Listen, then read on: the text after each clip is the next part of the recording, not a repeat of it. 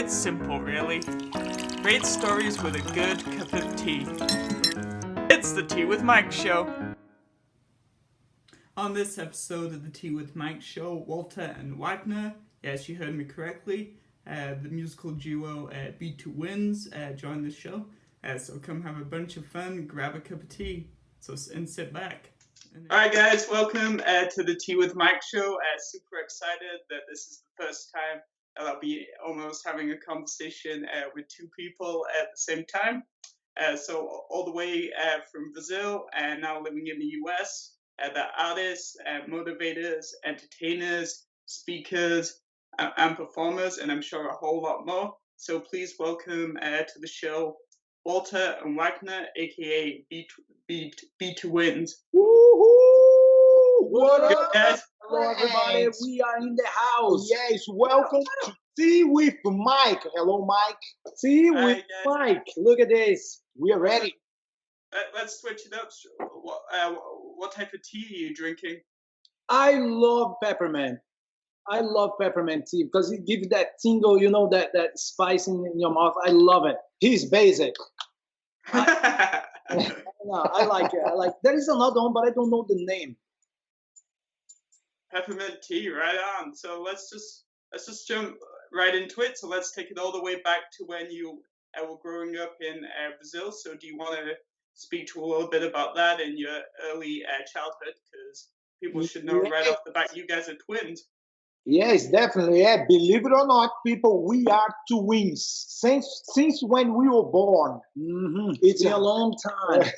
It's hard to tell because I'm way cuter than my brother. But I'm smarter. I'm smarter. It's a trade. You're a lethal duo. So, my brother and I, we came from Brazil, Rio de Janeiro. We grew up in a part of Brazil that not a lot of people know about. When you think Brazil, you think about all the beautiful beaches, you know, all the tourist place. We think there we go. Yes. Yeah, carnival, football, soccer, you know. Samba music. There we go. The music is very strong too. Food, by the way, the food is amazing in Brazil. But the part where we grew up is a little bit left to the corner. You know, we grew up in the slums of Brazil.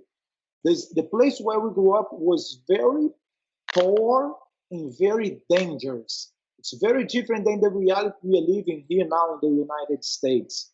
The poor we grew up was different than here in a lot of different ways. For example, poor people here in the United States, poor people, they still have Wi-Fi, even glasses on their window. We didn't have running water. Yes, we didn't have running water. No matter how poor you are in the United States, you're going to have running water. Mm-hmm. And we didn't have none of this, you know. To have water in your house for dishes, to do dishes, drink, or take a shower, wash your clothes, we had to walk almost a mile to grab water for this well and bring it home, you know. That's crazy because I know at least when I was in school, we learned that some people live in those types of environments, but you guys, it's kind of surreal that you guys actually lived what a lot of people, including myself, lived in a book. Yeah, it's more surreal. That's like it's 2020, and there's still people living like that. 2020. And the other interesting part is the dangers. The dangers in Brazil is very different than here. We were very used to see our friends walking up and down the streets, holding guns, you know, with guns in the pocket, in the back, sometimes even with grenades in the hips, just walking around. That part, as a matter of fact, got 20 times worse right now. So it's way worse than what we grew up with. Yes.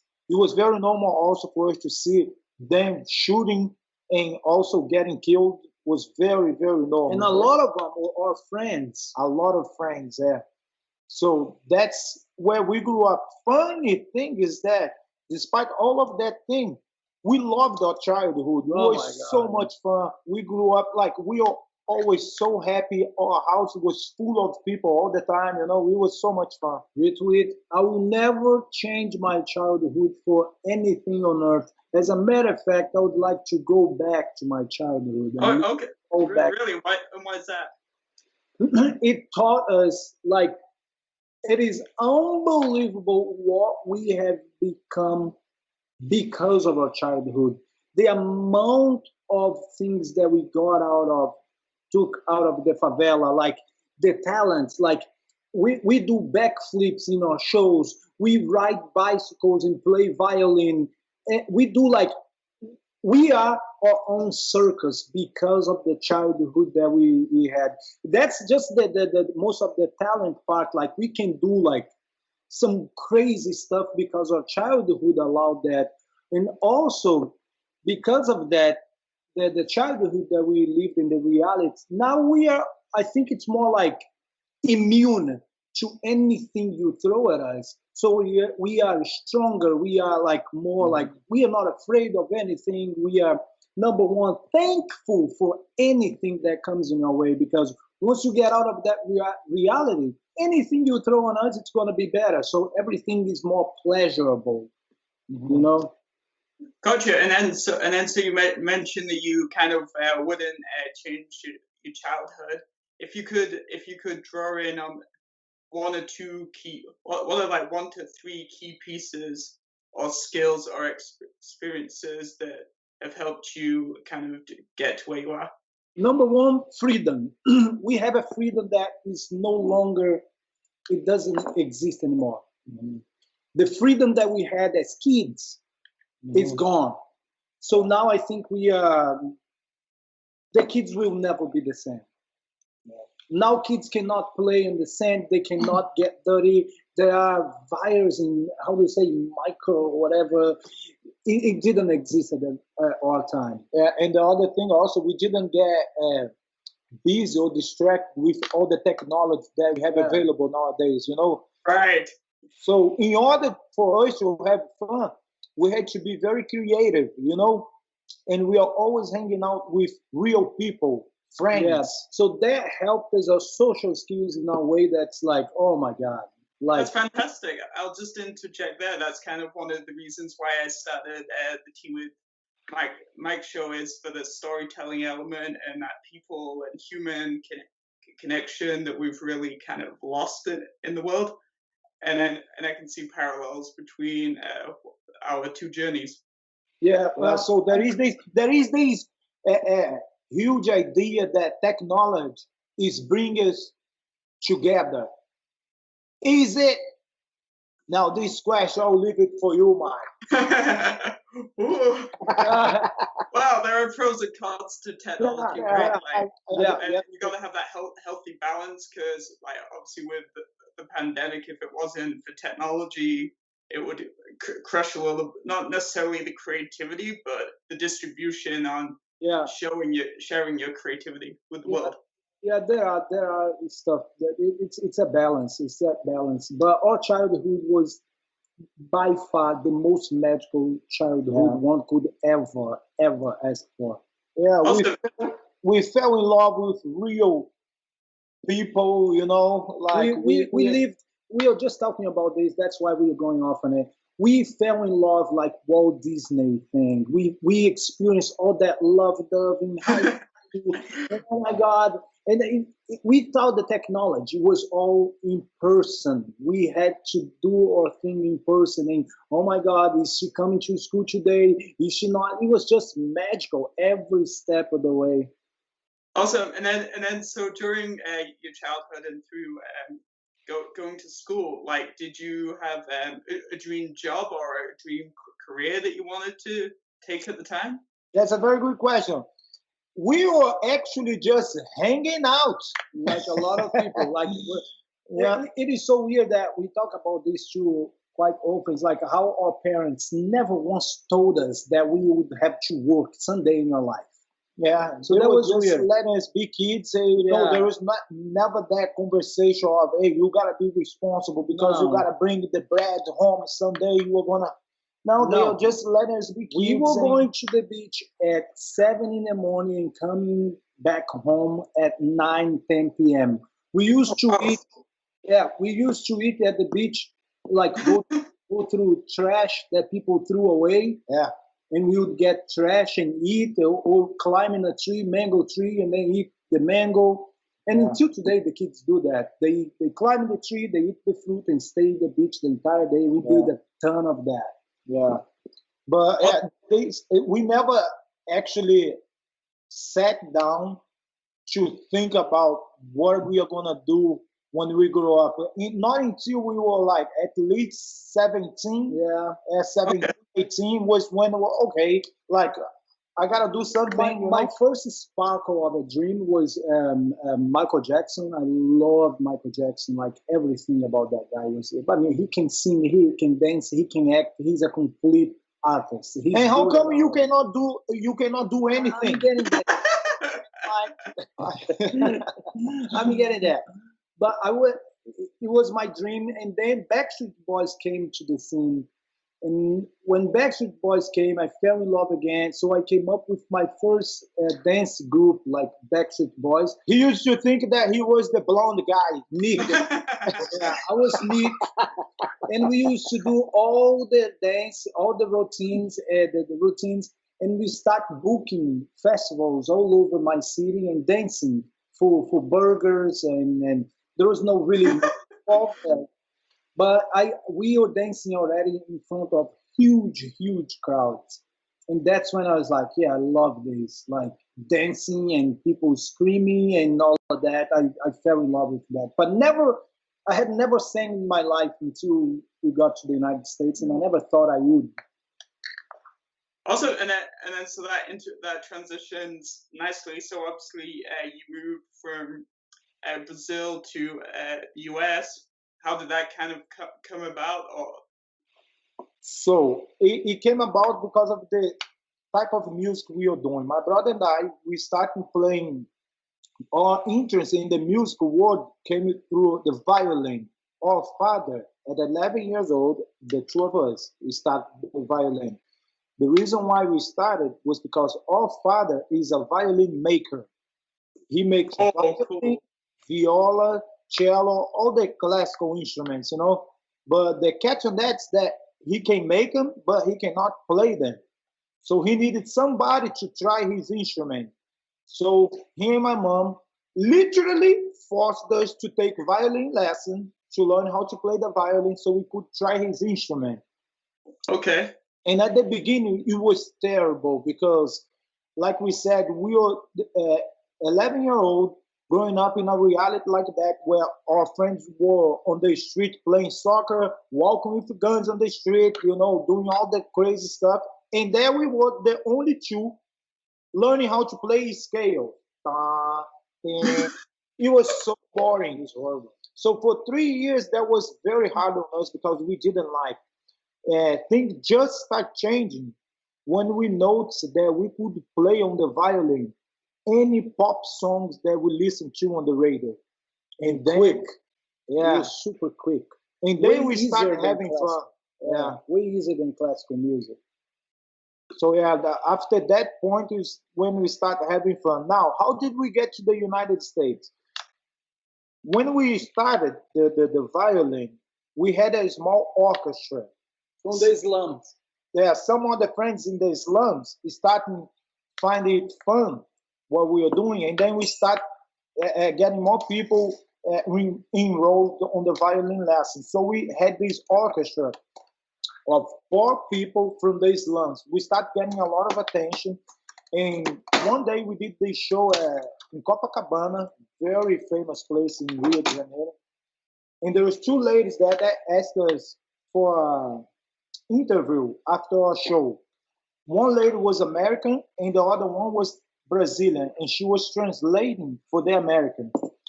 We gave the interview. She was fascinated by our story and asked if she could go to our neighborhood, which at that time we thought was a terrible idea because she had no idea where we lived. She was walking into, yeah. Like, lady, you don't want to. But she ended up going. The next morning she was there and she loved even more, you know, because it didn't make any sense. The instrument we were playing The music we are playing to where we are living. And that interview aired on NPR, and somebody in Des Moines, Iowa, the United States, were listening to the radio, invited us to come here and do a show. Oh, wow. Yeah, they flew us from Brazil to where we are right now to play 2 songs. And it was like not even 10 minutes, was one song. One song. One song. Yeah, real quick. And through that song, we got a scholarship to study music here, and now this place is our home. Fantastic. So, do you guys at any point during the journey have you ever been scared because you're doing a lot of things that most people like I mentioned only kind of reading books? Going back, your answer is the childhood that we had. It somewhat didn't allow us to be afraid of anything, and everything since then it's been just how do you say that? Adventure. Yep. We came to the United States as just one more adventure, and we thought we could swear we were gonna get kicked out in 3 months because we spoke no English. So how did they expect somebody that comes from the Islam to the United States and do well in class? Yeah, so, we just came for the fun of it. Like let's try to stay there for 3 months, just having fun until they kick us out, and they never did. And now you're still there. Yeah, 12 years later now. Awesome. And then so let's obviously so obviously you talked about how music has been a big part of your life all the way through childhood. So out of the 2 of you, who started playing music first? We started together, but he always took the violin especially way more serious than I did. Yeah, we would go to music festivals, like to classical music festival, to learning how to play and everything. We would go together. He would go to the classes, and I would go play soccer. Just hang out. Yeah, he is very good at the violin. So I play the violin, and he plays the ukulele. Mm-hmm. So how many instruments do you guys play in total between you? So the violin, the ukulele, then the voice is a kind of instrument. Yeah, we like play around. He plays violin and recorder. Yeah, nice. We learned recorder before we learned the violin. And recording, I think we play differently. Yeah, we play like recorder, like we play like we know that instrument. Like I when you say recorder, people are really no, but like you can actually play and make it sound super cool. Yeah. That's cool because all I can play on the recorder is Hot Cross Buns. Like we can play like we know that instrument like inside out. Other than that, we play around a little bit also with the keyboards, some percussion, drums. So if you were describing your almost like the sound of music that you produce, for anybody that's listening to it the first time, how would you describe the sound? This is hard. This is the hardest question, just because we are so eclectic. We are just all over the place. But yeah, that's a hard one. How would you say it? How would you describe it? I would describe it pretty much like just amazing.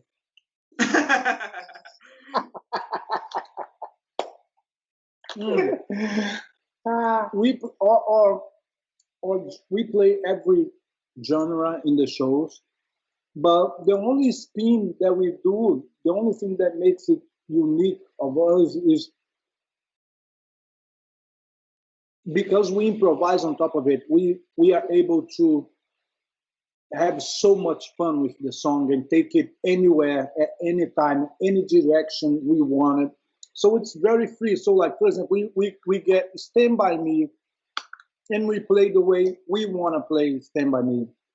And it's fun, and it's crazy, and it's unique. And again, it's a violin play, Stand By Me, and then we do improvisation, and then we sing, and then we dance. So it's just like super crazy. In other words, you have to come to the show to watch what we do. Okay. No, because, yeah, but so when I was obviously doing my research and listening to some of your music to see what you guys were all about, like the first time I watched it, and the second I finished watching it, the words that came into my head is the energy that you can draw from the crowd, and how you guys are just a bunch of fun, if you like putting it simply. And what's not to like about two people like having fun and doing something that's clearly making them happy? Yeah, there we go. Like that. Hey, come to our shows. You should explain this to our audience, because we can't. That was awesome. People ask, "Hey, what's your style?" I don't know. I just play. We just go. Just have fun.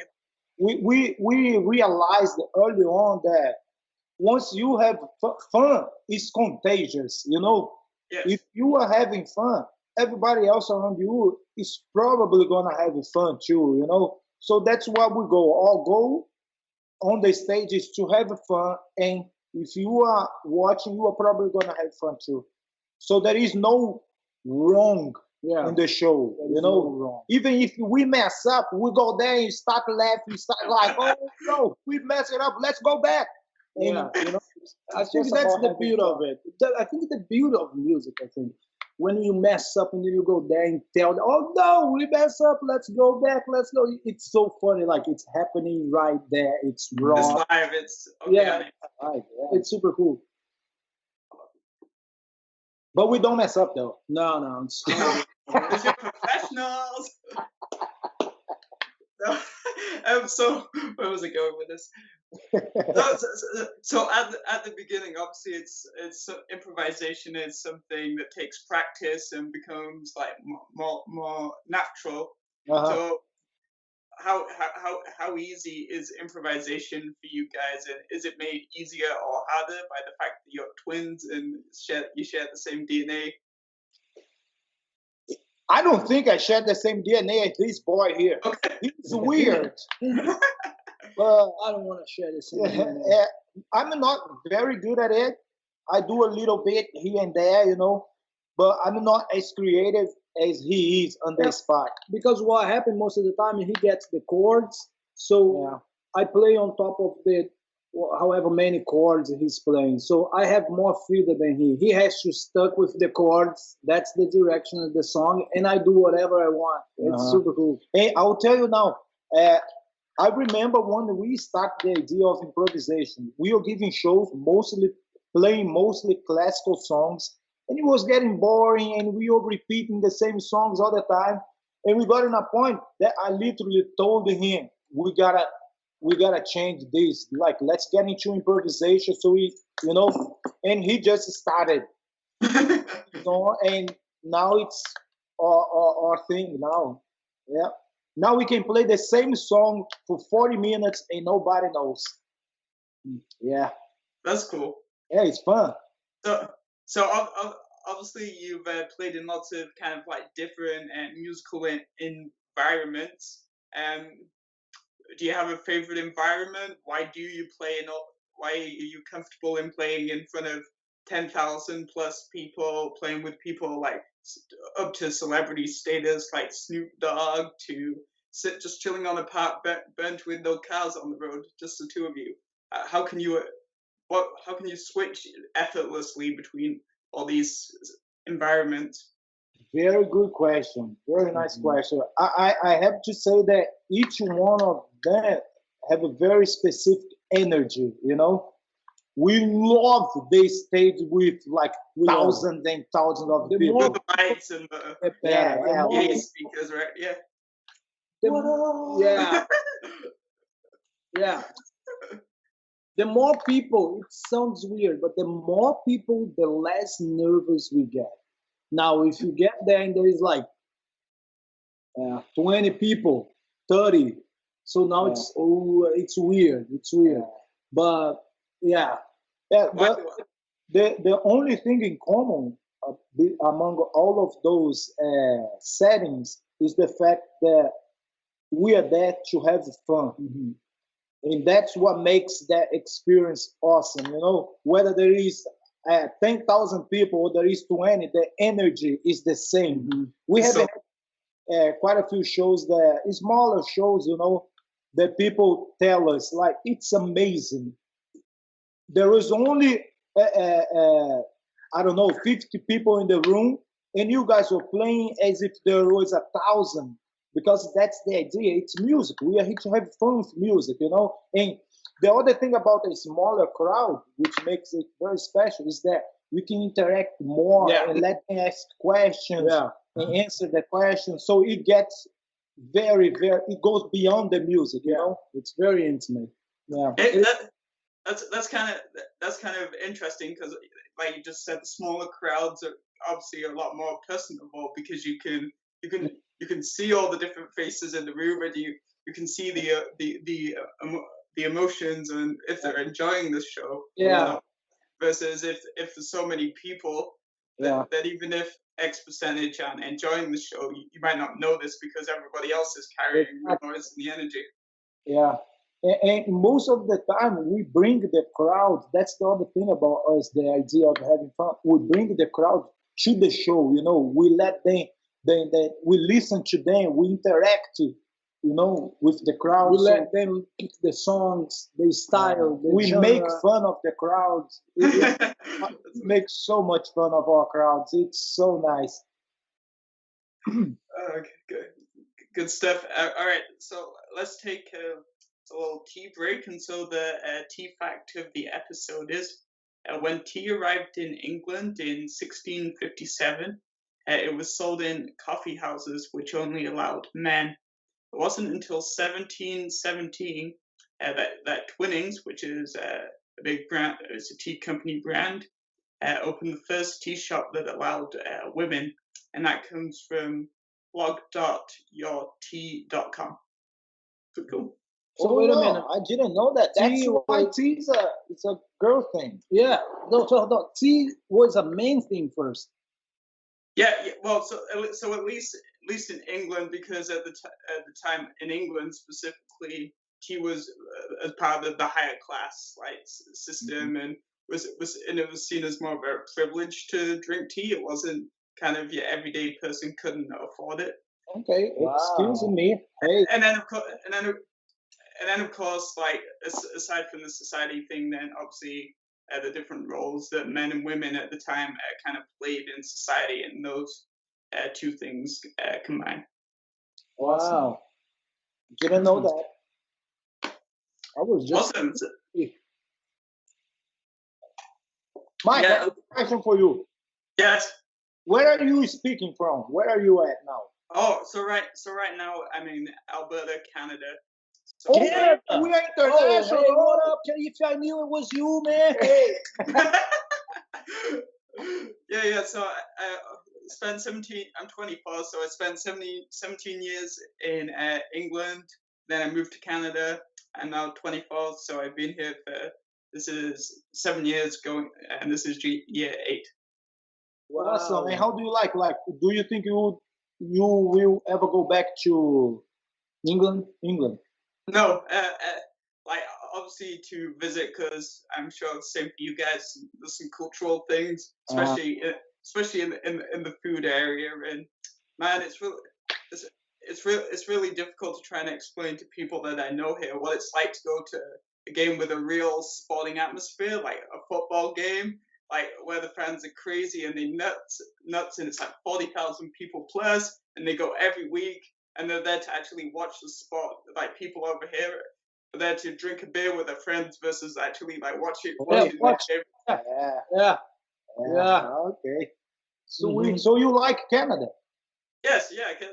Lots of positives about Canada too, but awesome. You can never replace, like, as you guys know, where you're from and your upbringing. You man. Just kidding. We love Brazil. It was good, man. It was good. Yeah, we love Sounds like it. So Wagner. So I understand that in 2015 was to tell you developed cancer. So if you don't mind, can you speak a little bit to this experience and maybe how it affected your music and even your perspective on life? So you want me to talk about the cancer that I... Sure, just a little bit, if you don't mind. I'm sorry. Just kidding, man. You guys are good actors. You guys are really good actors. Here's your Grammy. Here's your Grammy. There you go. Mike, yes, you are right. 2015, I got diagnosed with cancer.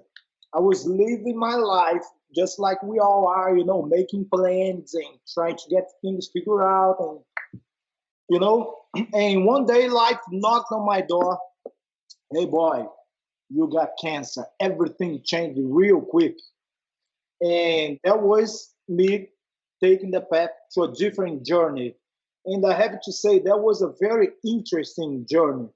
Uh, the way I found out about my cancer, I had some pains in my hand, and it had been going on for a while. So I took to the doctor. He diagnosed me with something other than the cancer. He diagnosed me with carpal tunnel. We did a surgery. Got home a month later. It was still hurting, still hurting. Wasn't until one day that I got out of the shower. I was drying my body and I saw a lump here. And sure enough, cancer. I fought cancer for 9 months. Very, very intensive treatment. I did chemotherapy and radiation. And I got diagnosed with Ewing sarcoma. It's a very rare type of cancer, you know. My wife had just lost her cousin for the same cancer. Yeah, The year before. the year before. Mm-hmm. And what else? Yeah, that was it. 9 months of learning and dealing with that reality. Now, I have to say, once again, because of the way we grew up and all the things we had seen, Right.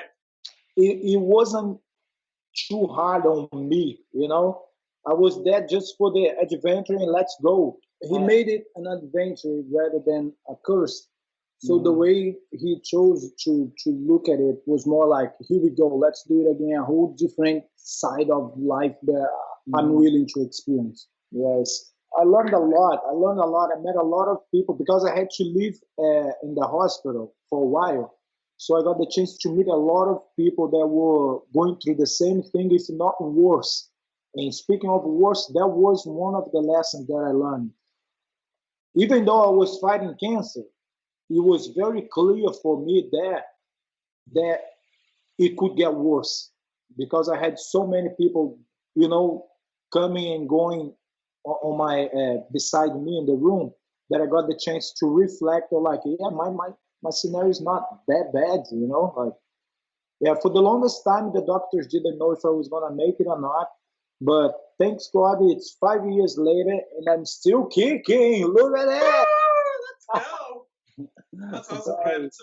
So just briefly, Walter. So obviously you guys are pretty close. You play music together, and you've lived your childhood together, and obviously the special bond of being twins. What was it kind of like seeing your brother fighting cancer from your perspective?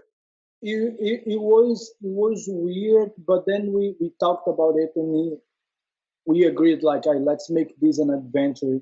Let's take advantage of this time and just have fun with it and laugh and you know, make it a whole journey. So that definitely helped the mindset that he put me on, because he was the one I are. There is no bullshit. Let's go through this the way we always do, go through darkness. Let's have fun. Let's laugh. Let's enjoy, because we believe in energy. And we believe that the happier you are, the stronger your immune system is. So we took a huge advantage of that belief. And so that made everything a lot easier on me. it was weird, like, because I kept touring, I kept playing. We had shows that I had to go, and I caught myself by myself, and it never happened before. So for the first time in my life, I was on the stage alone. So that was weird, but deep down I knew, like, he's got it, like he's coming back. So that was definitely like refreshing. So that's a different hardship. It must have been really weird, like, because all these people are excited. They're paying money a lot of the times to watch this particular entertainment, right? So, it just must have been difficult to keep it all going. Yeah, that was weird at times, but definitely, like, I think the key is, like, we have done so much and we have gone so far that we are okay with, and like, we've had a good life, so we are always like comfortable with anything. Like, bring it on. If this is it, I had a good life. So we are both like in the same page since the beginning. So pretty much, like, whatever comes in our way, we are gonna be fine because we had a pretty good life. Yeah, we are definitely blessed. Yeah, we're very blessed. So there's much like fear or regret because we're like, we're good, like. That's kind of, from an outside perspective, it's kind of really unique and almost like, I guess, special that you managed to, I don't know, channel everything you're doing in a kind of positive light, even at kind of the darkest times. Yeah. And this is the hardest part for me, is to talk about my experience with cancer, because I know that most of the people there cannot relate to what I lived, how I lived my cancer, And just a side note, not a lot of people know this. So this is going straight up to Canada. Hey, right Canada, now. take this. Pay attention. And the other 44 countries around the world where people watch from. Carry on. Yeah. So while I was fighting cancer, my aunt in Brazil found out she had cancer. 2 months after 3 months after I started fighting my cancer, she found out she had cancer. She was freaking out. She was so afraid. She was crying every day. She would call me, Wagner, how do you do that? How you keep it fun? How, like, just hang in there, we'll be all right. With 1 month within her fight, she passed. And that was very weird for me too. Like, that was my aunt. We grew up around her. Yeah. And she didn't get the same. She died from something that he was fighting. Yeah, so that was like, oh, here we go. Right. Yeah, I think it's genetical at that point. Almost, right? It's like, wait a minute. But I kept on going. I kept on living the adventure. And thanks God, I only have like good memories of my fight. There was some weird time and some turbulence there, but I mean, it's cancer. Understood. Yes. All right. So that's a very important story, but let's brighten up the mood a little. So, what kind of role does music have to play in the world? I think that music has a very big, powerful role to change the world to a better place, or worse. It depends on who is writing and who is listening to. So, or who you are listening to. So it can go both ways. Do you want to expand on that? Yeah. Light to you, or bring darkness and chaos. And yeah. I think music is more influential than humans in general can perceive.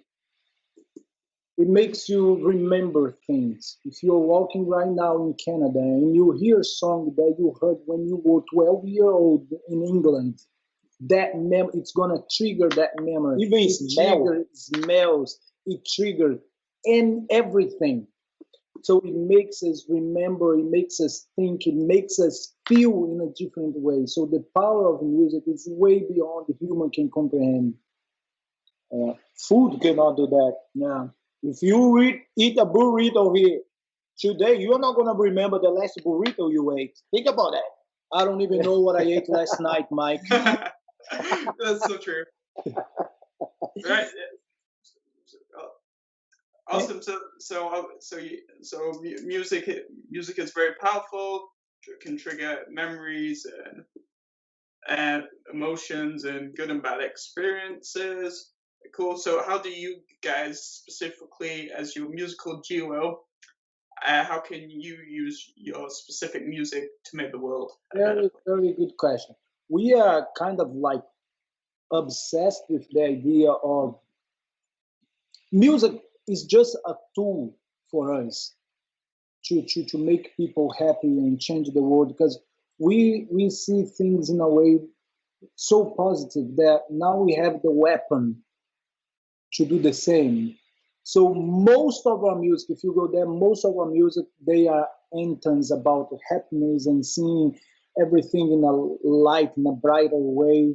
So we have YOLO. I just wrote one that I'm so happy about. Like, living life as if today was your last day. Yeah, say it's okay. To somebody that Yeah, you never say. This is YOLO, and then I have It's Okay.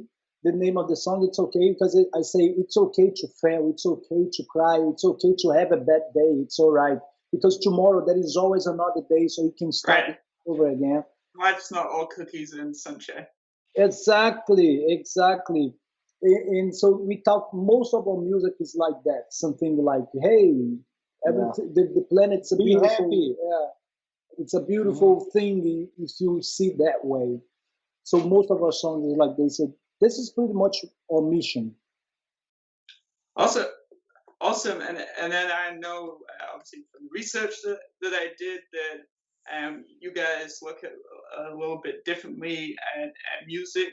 A lot of artists they're lucky to be born with a talent, so then they're really just there for the biggest paycheck and the fame that's often associated with that. So can you talk to me a little bit about when you're performing a show, kind of the responsibilities and expectations you kind of have of yourself? Okay. First, you deposit first. You give it the. No. That's a very good. That's a very good question. The first time I stepped on a stage, I will never forget. First time in my life that we did the band, that I first sang in my life, I felt so nervous and a rush because I had been playing with orchestra forever. And what happened with orchestra is you are one of 100 people playing. Right. There's 100 of people in the orchestra. So I never felt like it was me. It's like I'm playing the same thing as 50 of them. Oh, okay. Not So, enough. the first time that I stepped on the stage and I started singing, I felt that responsibility. And I loved that responsibility. People for the first time paid $5 to see me. Now it's my responsibility to send them home with the best time and experience of their lives. And I love that responsibility. And so then we turned it up a little bit. I'm not going to send these people home only with a fun time, but with something that they can think about later, about life, about why are they here. And since now I have the power of standing in front of 3,000, 5,000, 10,000 people and send them home with a good time, but also with a beautiful message that they're going to think about it later and change who they are at some, at some point. Money is important, of course. We need things to live. We need to reinvest in order to reach more people and yada yada yada. Money is definitely important, but my brother and I, until today, we are playing 3 shows. Oh yeah, we are on this run here to become millionaires. We would love to become millionaires, but this It's just the adventure of it. Like, let's see how far we can go and how much money we can, make doing this and try to change people's life. Money is just an adventure for us, Because obviously I've been watching some of your content because aside from this, I think it's entertaining. Oh, you are a fan. Look at that. Woo! Yeah, totally, 100%. I endorse it. There you go. No, I was watching. I think it was on YouTube, and would you guys were playing? I think maybe the local street where you live, or somewhere pretty close, and just seeing all those different people forgetting about the coronavirus for a couple of minutes, and remembering some of the positive things we have in the world. I was listening to the music, but I was also watching all of their reactions because lots of different ages, right? Yeah, that's right. Yeah, we still do, we get so busy with free stuff, not only free, but we do a lot of fundraiser also to help a cause, a lot of cancer fundraise, a lot of how do you say, we try to help as much as we Give can. back. And, yes, exactly. And music is our tool.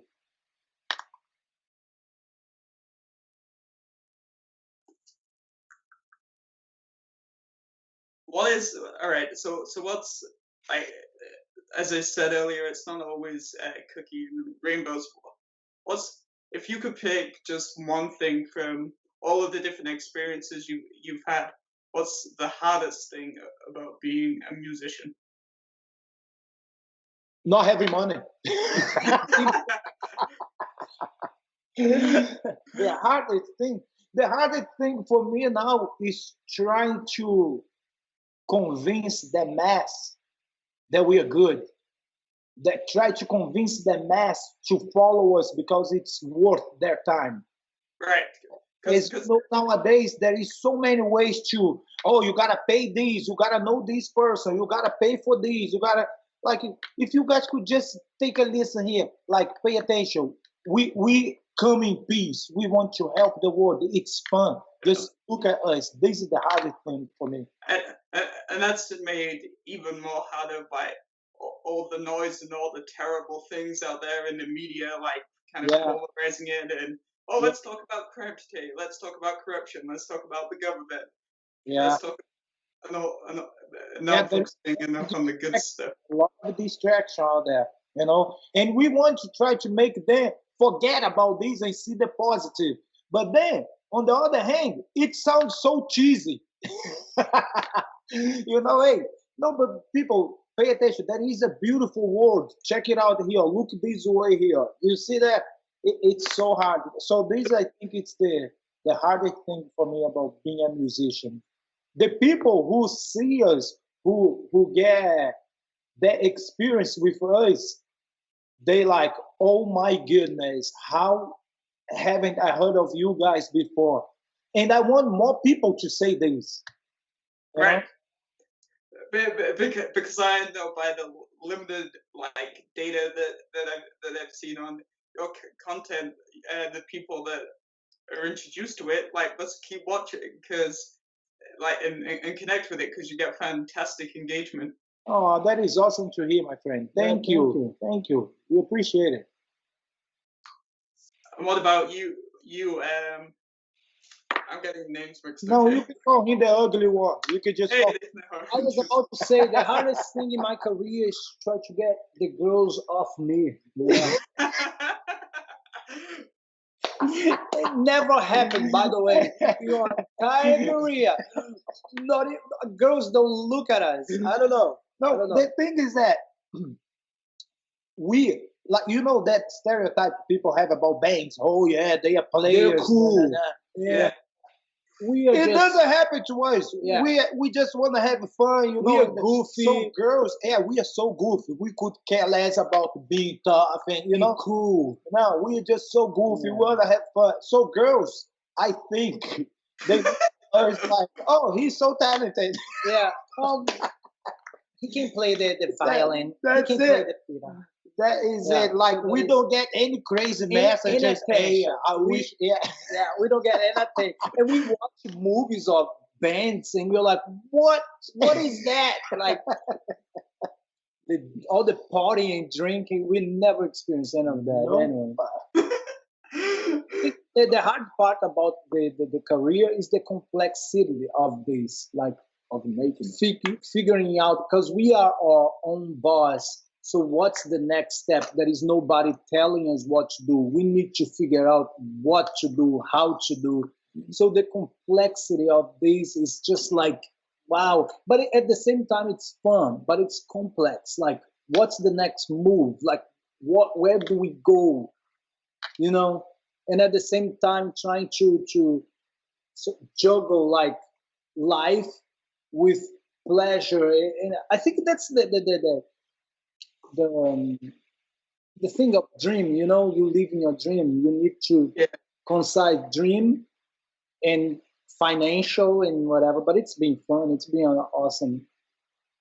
Fantastic. Then, so I think this is my personal opinion. So I think you're living a journey which demonstrates that through a lot of hard work and belief, you can be anything that you want to be. So I guess how grateful are you to, I guess, have each other as a support system? Mm-hmm. Yeah. I am very grateful for having him. Yeah, we make it work pretty well. It's fun. We are definitely on the. I could do better. Wow. They say the most dangerous combinations are opposites, right? Because opposites attract. Yeah. No, we good. Yeah, it's been a crazy, fun journey. Like it's just so far, and it's only just beginning. Yeah, I like that. Yeah, it's nothing but an adventure, and you cannot be afraid. Fear is and that goes to everything and everyone. People, don't be afraid. I found that out with my cancer also. Fear is your worst enemy. You know, don't be afraid. It's a waste of time. Fear is my pet peeve. Try again. You need to be willing to make mistakes and go super hard on those mistakes. Because once you lose the fear of making mistakes and failing, once you lose the fear of failing, now you're a monster. Now nobody can stop because you're used to failing. You don't care. Now you get there. And I'm all about failing. And I tell people, they're like, no, you're about winning. No, I'm about let me fail.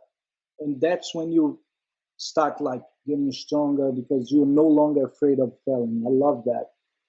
Fantastic. And then, so as we kind of come towards the end of our conversation today, like what's kind of on the radar for the rest of 2020 and beyond? Like I said, we don't know. Trying things here. We are trying to figure out. No, we actually know. The COVID came and it was weird because we canceled all our. We are full-time musicians, so everything got canceled. On the other hand, it gave us a lot of time to do something that we didn't have time for. That is our wives. No. It gave us time to create. So now we have been creating and writing songs and making videos and doing this and doing that because now we have the time that we have never had before. Right. 2021 is going to be full of surprises and creations that we are coming up with now. And hopefully more doors and opportunities are going to come up. Yeah, so people in Canada and wherever else you are watching this, there. We want to go to Canada. We are coming. Yeah, that would be awesome. Yeah, we were right by Canada not too long ago. We were in Bellingham. We were in Bellingham, which Washington State up there. Yeah, we were very close. That's the closest we've been to Canada. We are bragging. Hey, you know what you guys should apply to in Canada because I think you'd be a big hit. It's called the Edmonton Fringe. It's the second largest fringe festival in the world, and they have a street performers section, so people come from all the way around the world, and it's attended by like over 100,000 people each year, so it's pretty large scale. Nice. And there's like fire readers and that would be awesome. And rappers, and so on. What is the name of the festival? Edmonton Fringe. It's been going for a very long time, so it's well established. Oh, can you write the name for us? Like yeah, no, I'll send it to you. Another thing, are you recording these? Yes. Can you send it to us? That was the best interview we've had. Yeah, 100%. I'll send you the edited version. On that note, before we go, thank you so much, Mike, for having us here. That was awesome talking to you. And everybody that's watching this, keep on following Mike, man. He's up to something. We have been giving interviews for a long time. We are famous, pop star thing. And I've done a few interviews. I didn't do that one. No, this one, we talked about things that we have never talked about, and I love it. I love it. Thank you so much, my friend, for having us. Yeah, thanks for spending some time with me, and let's keep talking. Well, sure, yeah. Hit us up, okay? Well, all right, guys. This was another fantastic episode of the Teawithmike show with Walter and Wagner. Maybe I'll call the episode Walter and Wagner from Brazil. No. That's not good for the SEO. All right, guys, you'll be able to watch this episode at teawithmike.com. So one last time, thank you, guys. Thank you. Thank you so much. It's the Tea with Mike show.